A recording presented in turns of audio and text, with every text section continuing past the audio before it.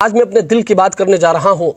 یہ باتیں اگرچہ کڑوی ہے لیکن حقیقت یہ ہے، آج مولوی کا بیٹا مولوی بننا نہیں چاہتا، آج امام کا بیٹا امام بننا نہیں چاہتا. کیوں؟ اس لیے کہ انہوں نے دیکھا ہے کہ میرے باپ نے کس طرح غربت کی زندگی گزاری ہے. اس نے اس بات کو بھی دیکھا ہے کہ ڈاکٹر بنوں گا تو میری تنخواہ 1.5 لاکھ ہوگی، انجینئر بنوں گا تو میری تنخواہ 1 لاکھ ہوگی، پروفیسر بنوں گا میری تنخواہ وہ 1.5 لاکھ سے اوپر ہوگی، امام بنوں گا تو میری تنخواہ 15,000 ہوگی. آج مسجد میں اے سی لگ سکتی ہے، مسجد میں ٹائلیں لگ سکتی ہے، مسجد کے مینار اونچے اونچے بنائے جا سکتے ہیں، لیکن کمیٹی والوں سے کہہ دو کہ امام کی تنخواہ بڑھاؤ، ان کو موت آتی ہے. ان کو موت نہیں، ان کو شرم آنی چاہیے کہ امام کی تنخواہ 15,000 ہے، مسجد میں آپ نے اے سی لگائی ہے. امام کی تنخواہ 15,000 ہے، مسجد میں آپ نے ٹائلیں لگائی ہے. امام کی تنخواہ 12,000 ہے، مسجد کے مینار آپ نے اونچے اونچے بنائے ہیں. میرے بھائی یہ زیادتی ہے. آج محتمم صاحب کہتا ہے اخلاص کے ساتھ کام کرو.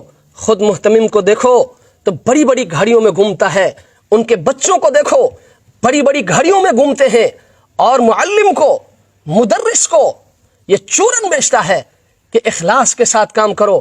ہمارے اکابرین نے اخلاص کے ساتھ کام کی ہے. ان کی تنخواہیں 5 روپے تھی، 50 روپے تھی، 10 روپے پر وہ کام کرتے تھے، 75 روپے پر وہ کام کرتے تھے. میرے بھائی اکابر نے تنخواہیں نہیں گھٹائی ہے. آپ اکابر پر بات کر کے یہ ظلم نہ کریں، یہ بھی آپ کی زیادتی ہے. اکابر نے تنخواہیں نہیں گھٹائی ہے، اکابر کی تنخواہیں وقت کے معیار کے مطابق تھی. آئیے میں آپ کو دکھاتا ہوں. حضرت مولانا قاسم نانوتوی رحمۃ اللہ علیہ سوانح قاسمی کے مطابق آپ 10 روپے کے اجرت پر کام کیا کرتے تھے، اور اس وقت 10 روپے میں ایک بھینس خریدی جا سکتی تھی. آج کے حساب کے مطابق یہ تنخواہ تقریباً 1.5 لاکھ سے زائد بنتی ہے. آپ مجھے دکھائیں نا کوئی معلم ایسا ہے جس کی تنخواہ 1.5 لاکھ سے زیادہ ہو. آپ مجھے بتائیں نا کوئی مدرس ایسا ہے جس کی تنخواہ 1.5 لاکھ سے زیادہ ہو. آپ مجھے بتائیں نا، آپ مجھے دکھائیں نا کوئی امام ایسا ہے جس کی تنخواہ 1.5 لاکھ سے زائد ہو. اسی طرح حضرت شیخ الہند رحمۃ اللہ علیہ حضرت گیلانی کی کتاب کے مطابق آپ کی تنخواہ 75 روپے تھی. 50 روپے میں آپ گھر چلاتے تھے اور 25 روپے آپ دارالعلوم کو واپس کرتے تھے، اور اس وقت 75 روپے میں ایک پلاٹ خریدا جاتا تھا.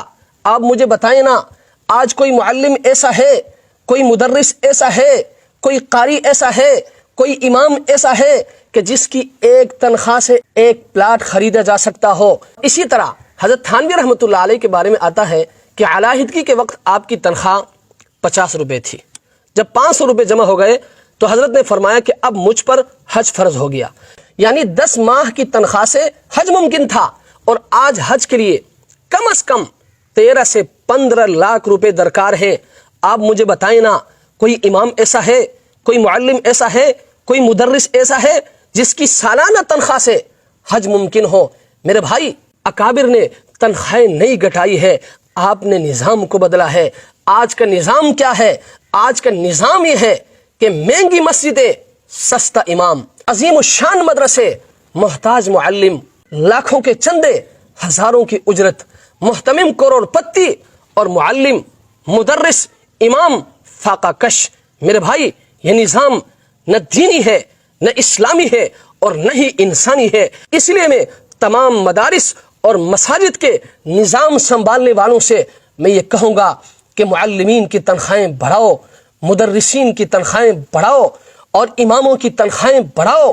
اکابر نے تنخواہیں نہیں گھٹائی ہے، آپ نے نظام بدلا ہے، آپ نے اخلاص کا چورن بیچا ہے. ایسا نظام نہیں چلے گا. رب کے حضور آپ جواب دہ ہیں، آپ کو جواب دینا ہوگا. اللہ کی